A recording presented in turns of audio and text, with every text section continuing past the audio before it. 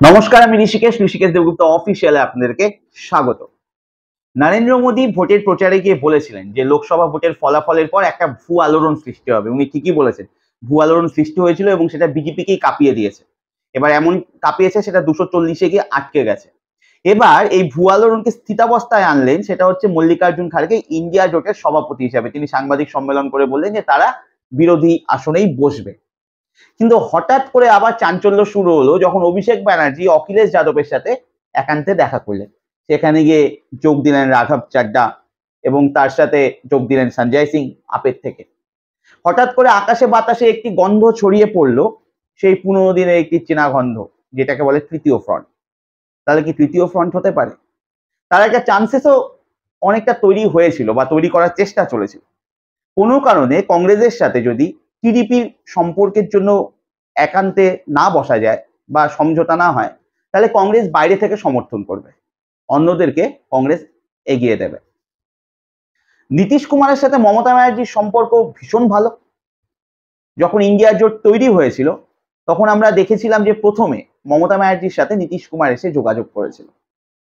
আর যদি দল ভাঙানোর কথা বলেন, তাহলে নরেন্দ্র মোদী যদি বা বিজেপি যদি এটাতে ডক্টরেট করা থাকে অক্সফোর্ডের থেকে, তাহলে তৃণমূল হার্ভার্ডের থেকে দল ভাঙানোতে পিএইচডি করা। তো এবার কি হবে? 240 ছিল, এদের ছিল 234। পাপ্পু যাদব যোগ দিয়েছে 235, কংগ্রেস 99 ছিল, সেঞ্চুরি করে নিয়েছে 100। তার সাথে আপনি টিডিপি 16টা যোগ করে দিন, জেডিইউ 12টা যোগ করে দিন, তার সাথে আপনি সিন্ডের যে 60টা আছে তার মধ্যে 4টা যোগ করে দিন। অলরেডি উদ্ভব থাকলে খালি হ্যাঁ বলার অপেক্ষায় তারা পা বাড়িয়ে আছে। মমতা ব্যানার্জিও যদি একটু নাড়াচাড়া করা শুরু করে বা একটু আবার চার্জ দেওয়া শুরু করে পশ্চিমবঙ্গে, তাহলে মোটামুটি উঠে যাবে আরো 2 থেকে 3টে।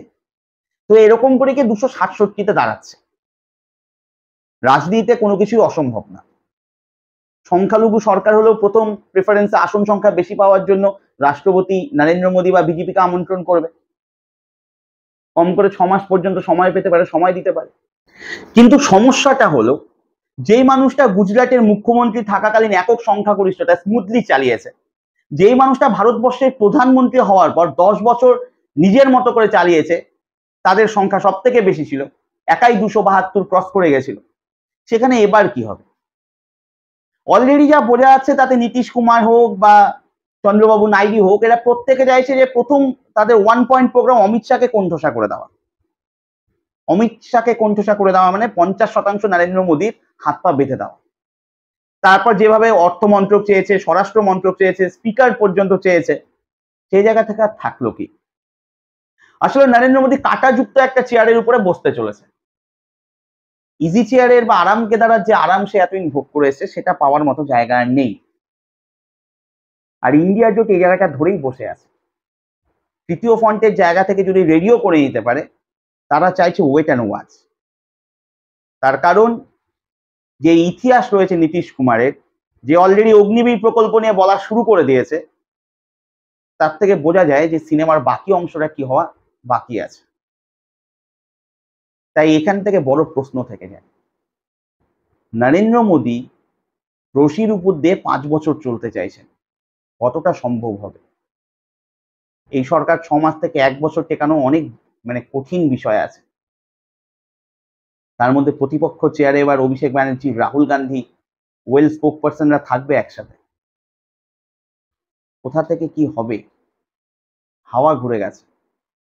রাম ছেড়ে দিয়েছে, জগন্নাথের উপর ভরসা করা হয়েছে।